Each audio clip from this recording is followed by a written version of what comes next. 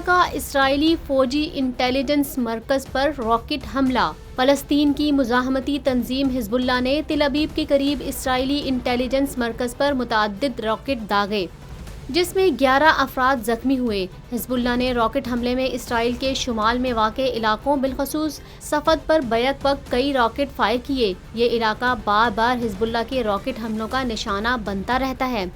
दूसरी जानिब इसराइली फौज का कहना है कि लबनान से मुश्तबा फ़िज़ाई अहदाफ की आमद के बाद सायरन बजा दिए गए और इस वाक़े में अहदाफ पर निगाह रखी गई।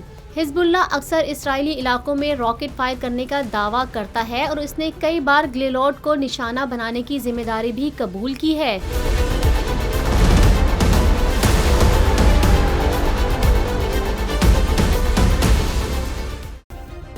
सब्सक्राइब करें और बेल दबाएं ताकि कोई खबर रह न जाए।